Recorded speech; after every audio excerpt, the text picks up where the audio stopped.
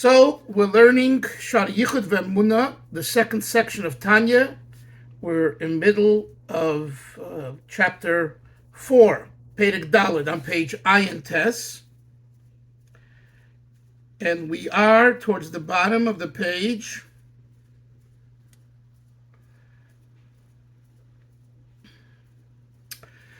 Where the Alter Rebbe explains to us, he's in the middle of making an argument that just as Hashem Hagdula v'Hagvura, and Hagdula, the Alter Rebbe says, refers to the Chesed, the Hashpah, the influence of God, the energy, the giving of God. Just as that is part of Hashem, and more than that, it is Hashem in the sense that it's one aspect of God, not a composite. And this is the Alter Rebbe. In other words, you could argue and say that Hashem is made out of parts, and the parts are put together and they make a whole. If we read carefully the words in Tanya here, the Alter Rebbe comes to exclude that. That's why he says, when he mentions about Hashem's unity, look at about 6-7 lines from the bottom. V'Kodesh Baruch Hu, it's the second, the line begins the word V'Kodesh Baruch Hu. V'Kodesh Baruch Hu midosav, Hashem and his midos and his attributes, Achdus Poshut. I mean, that's repetitious. Achdus, it's not repetition, but what does it mean? Achdus is united, Poshut, simple. What do you need the word Poshut here? So, and he brings the Zohar HaKadosh, which we explained yesterday, the Iyu Hashem v'Gamoi. I said the word Gamoi means kalim. Technically, it comes to the word gram, causations, to cause something. It refers to the kalim. Hashem and his kalim, Chad, are one. So what the Alter Rebbe is saying here, in a very brief way, is that the achdus of God, that God's unity, God's oneness, isn't a composite of parts, is not a composite of parts. It's one wholesome nekuda, and the nekuda extends itself. And the two ideas, whether one is a composite, or one is one wholesome point, nekuda, and from there it expands to Chesed and Gevura, is a major difference. And the difference is whether the Achdus of Hashem is absolute or relative. If you understand God's Achdus as a composite, it's a relative Achdus. It's a relative unity. If you understand Hashem's Achdus as a wholesome Nekuda, it's all one. So it's absolute. There's no such a thing as particles being put together.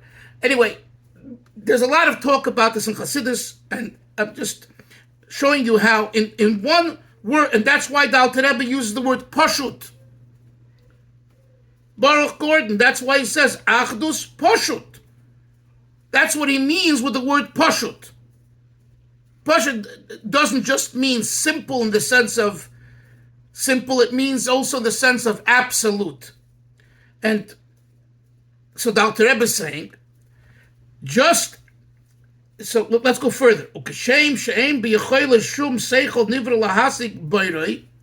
Just as no mind of creatures can understand Hashem the Creator, so can one not fathom God's midos, right? There's midos of Hashem, midosav, and then there is Hashem again. So the Alter Rebbe is saying that the midos of Hashem, in this case Chesed and Gevura, are part of God. And if we and the idea that we cannot fathom God's essence, God's seichel and God's midos, is because it's absolute godliness. And a creature, one second, Baruch, a creature is already been created. So how can a created being understand the creator? Yes, Baruch, what do you want to say? Just one question, Rabbi. When the Alter Rebbe says about the Kelim, he's referring to his spheres. How is that different from his midos, and not one and the same thing? Well, okay, good question. In this context right here, it's one and the same. In this context, it's one and the same. In other contexts, you're right, it's not. But here, the reference to the Kalim refers to the midos. And in other words, what is a midah? A measured angle, a measured approach. The Kalim are all measured. And now you'll see, let's continue reading, learning, and you'll see why this is true. So he says, midas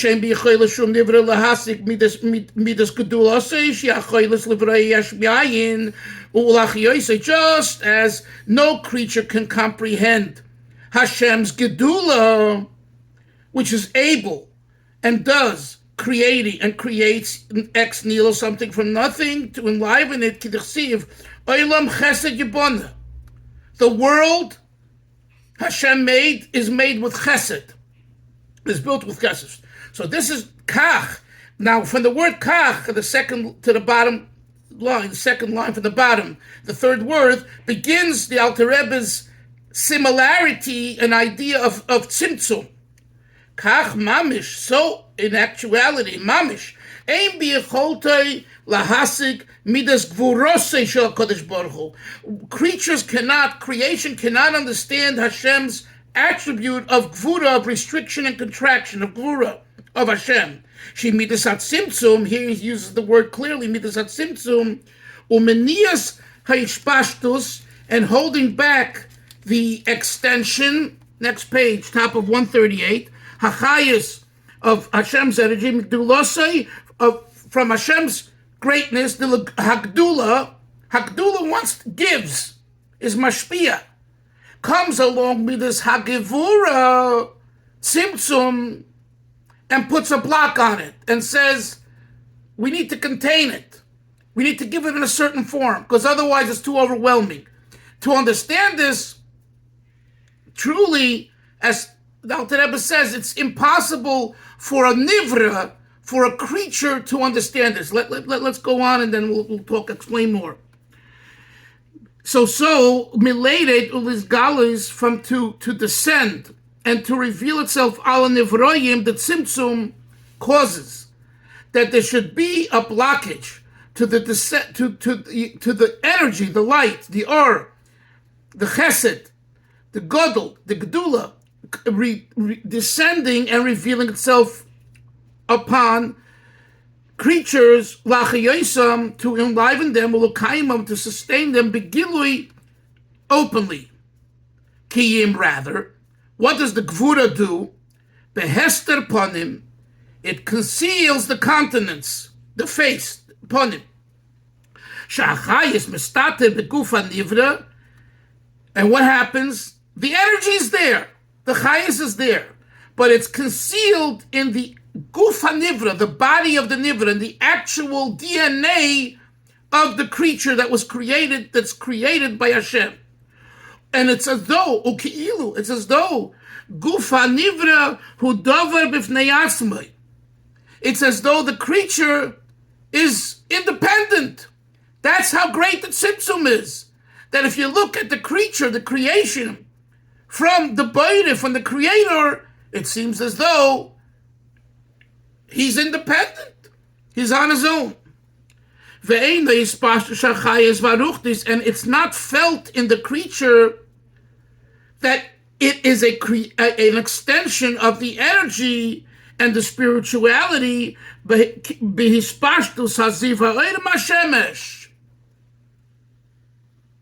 That's the answer to the question that he asked at the end of chapter 3. That there is, in this issue, there's no similarity between the sun and the ray of the sun. Because in the ray of the sun, Chaim Zev, when you look at the ray of the sun, when we look at the sun, we know that it comes from somewhere that's called the sun globe, because it's sun. When you look at a person, or you look at a grass, or you look at a stone, you do not see a clear and open connection between the creation and the creator. The creation doesn't feel spiritual, doesn't sound spiritual. And that's the answer. What was the question? The question is, if Hashem is here, how can creation exist simultaneously? The answer is because of the Tzimtzum.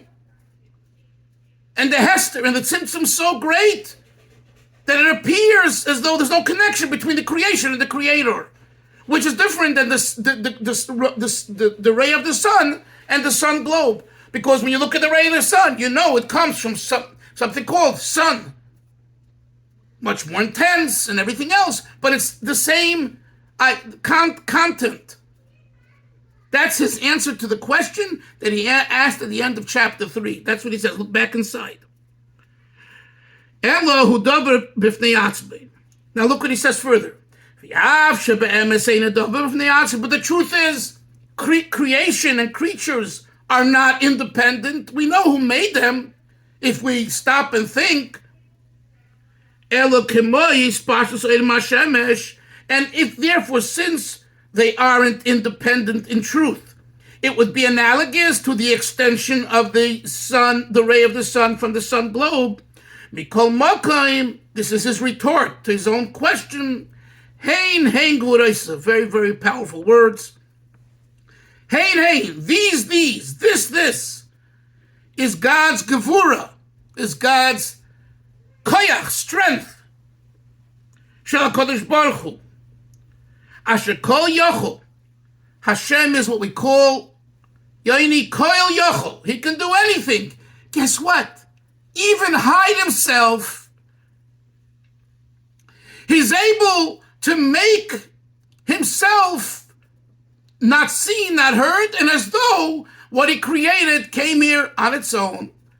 And like Moshe Meyer said yesterday, the atheist says, everything here is on its own. Continuing. And that he could, with something, he can contract. Hachai is the energy, Varuchtis and the spirituality, Hanishba Meruach Piv, that comes from Hashem's mouth, kind of, the spirit of his mouth. Ulastiroi, and he can hide it, Shloyevatel Guf Hanivra B'Mitzias, so that the body, the tangibility, the actual mitziyut of existence should not be annulled. Otherwise, Chevra, listen to this. If the Koyach Hashem were to be revealed without a tzimtzum, boom, you're overwhelmed. You don't exist. We wouldn't be here. And by the way, it doesn't mean just physically. It means in concept. There would be no recognition to Gashmias. What kind of world would there be? A world of spirituality. A world of Ruchnias. So the limitations and the finiteness of the world would not be. So the world as we know it now, that we live in, would not be. Continuing. And this idea, no human mind can comprehend lahasik muhus hatzimtzum vahester, the very essence of this concealment, v'sheyia became, and nevertheless that there is simultaneously this tzimtzum, there still is guf hanivra, the actual body of the creature, nivra ma'ayin yesh, created ex nihilo, k'mosh ein yocheles b'seichel shum nivra lahasig mehus hapriya ma'ayin yesh. Just as creatures cannot comprehend how God did ma'ayin yesh, which we discussed in one of the last shiurim, because we can just relate to yesh mi yesh, but not yesh mi ayin. So too says the Balatanya. We cannot understand how God can make a tzimtzum on himself and yet be here and create, and it's constant creation. Now, so what is his argument here? I want you to think. You guys are all educated, intelligent fellas. The argument is, if we were to say, listen to this, sister, if we were to say that not the same God is in creation as God is pre-creation, this wouldn't be even a discussion. That we can understand, Menashe. Because the question of the Balatanya at the end of chapter 3 and the answer here in chapter 4 is, if this is the same God, which he is, and it's constantly, and Hashem is constantly creating, how can you have the two together? That's the question. If we were to accept that it's not the same God, what do I mean by that? It's not the same God. We all believe there's only one God. We mean to say God took part of himself, went to sleep, metaphorically speaking, and he says, here, my outer part, let it deal with creation, but my essence is elsewhere. This whole discussion wouldn't begin. And by the way, we can't say that for other reasons, which we discussed, and there's more to discuss. But the fact is, this is the same Hashem. In other words, when we talk about who creates the world, when we call God the creator, it's all of God. It's not an iota less of God, pre-creation, creation, and post-creation. That's what we say every morning in the preliminaries in davening. Atahu Asher lo nivra ha'olam ve'atahu mishenivra ha'olam. You are the same God pre-creation, ve'atahu, and you are the same God mishenivra ha'olam when the post-creation. So the question is, how is that possible? To this, the Alter Rebbe gives the answer, tzimtzum. So then you ask yourself a question, tzimtzum, that's nuts. It doesn't make any sense. How can a God hide himself if he's in the hiding? Oh, and the answer was with those few words, hein gvurosav. This is the power of gevura of Hashem, that he can be here and simultaneously appear not to be here. Can we comprehend that? Can a human mind understand that? No. Because if you're here, you're here. Right? I can understand that I'm not all here, and therefore, but if you tell me I'm all here, then I'm here. That's the answer to the question. Now, this is a very long, this is a brackets, a parenthesis kind of, and it's really not relevant to the chapter, but I'll go through it quickly and just, there's some heavy Kabbalah here. V'hine, p'chinas ha-tzimtzum, v'hester v'achayas. This tzimtzum, this contraction that we talk about, and concealment of energy, nikre b'shem kelim. When we brought the Pasuk Baruch before, at the beginning of chapter 4, Kishemashu Mogin Hashem Elokim, we're using the word Mogin, a shield. Here the Alter Rebbe says, you should know that this tzimtzum is not just a shield, it's a keli. Briefly, the difference between a shield is negative. It protects you, but there's nothing positive to it. In other words, it's holding back the bullets and protecting you. I mean, that's very positive. I'm saying, as far as the shield on the sun, what was the word someone used the other day? Yoni said the Hebrew word. Casing, thank you. Casing, thank you. A sheath, a casing, all that has not a negative, it's like the connotation of it's stopping something from going further. What about the word keli? So the Pardes, the book of Kabbalah, says that it's similar to water that you put into a glass, what color will the water appear to be? If it's a green glass, green, blue, blue, right? The famous Mashal of the Pardes. What do we see? That the Keli attributes to the Or in a positive way. Chaim Zev. The Or is infinite. The Or is Chesed. The Keli not just blocks the Chesed, but rather it filters the Chesed down in a certain way. So this is what the Alter Rebbe is adding here in this brackets, that you should know that the Tzimtzum, Baruch, this is deep stuff, but I heard this from Rabbi Yoel Kam, my Mashpia, that at Pshat here in Tanya, that the Alter Rebbe is adding over here, because it's like, why does he write this? Because he wants to tell us, don't walk away thinking that the Tzimtzum is Hester upon him, all blockage and casing and sheathing and all that. No. Tzimtzum has another aspect to it, which actually helps the Or. And that's the concept of a Keli. Let's continue. The Chayas, the energy itself, is called Or energy, light. Just as when you have a vessel, it covers up what's inside. The Tzimtzum conceals the Or, and the Chayas that comes, it blocks it, it limits it. What about the Kalim, these vessels? These refer to the letters Shesharshon, Hey, Oisius, Man, Sapach. The 5 Hebrew letters, Mem, Nun, Tzadik, Pei, Chaf, you have them in like small letters and large letters, right? Mem, Schloss Mem, Nun, final Nun. When do you use a final? When do you use a regular Mem, Nun, Tzadik? You know when?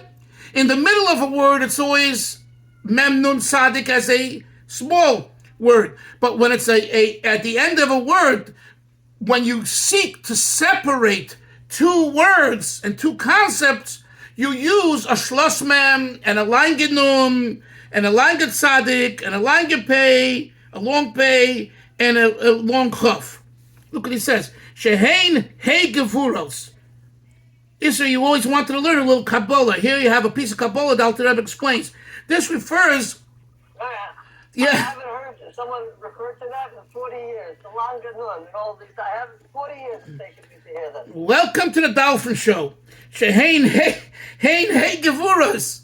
This is the 5 powers of severity, of Gvura, Hamechalkos, which divide, Umafridos, and separate, Hahevel, the air, kind of, Vahakoil, and the sound, Behei Matzoi Sapeh, in the 5 gutturals of the mouth, Lehisavis Chabes Oisius, to create the 22 letters.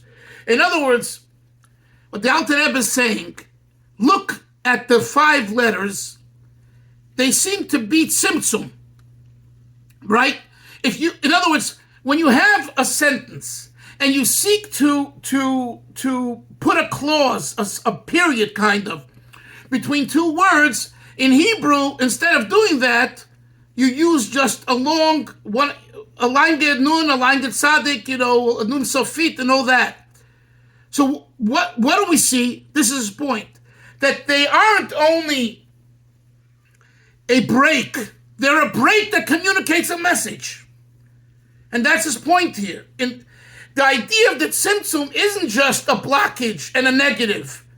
It's a blockage that its purpose is to make it possible for the aura to be filtered in the right place in the right time.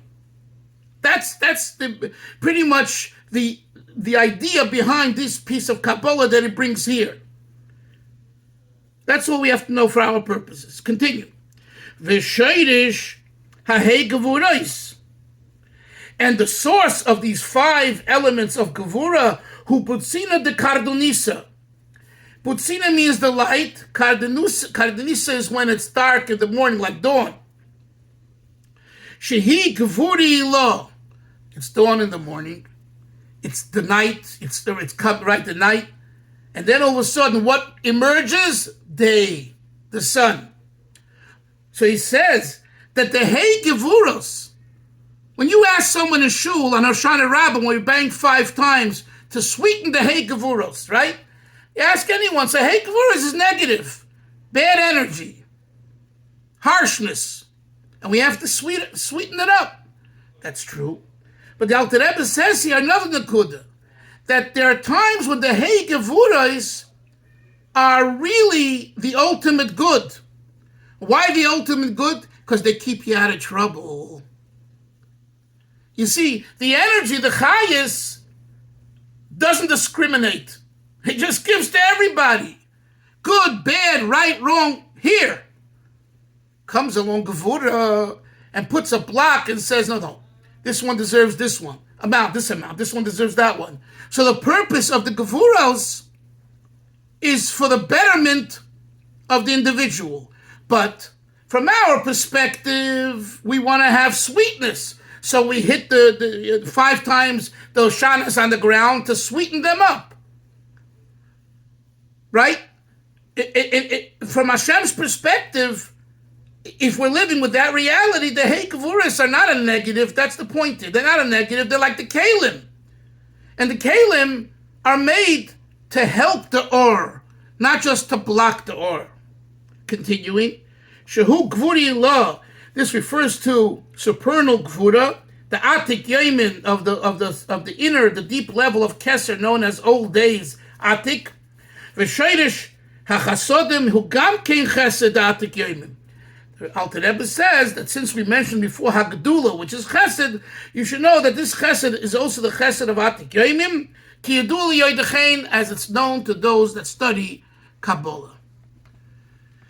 So again, this brackets is an important one, but it's not really relevant to the question and answer that the Alter Rebbe asked in chapter 3 and answered in chapter 4. That's why it's in brackets.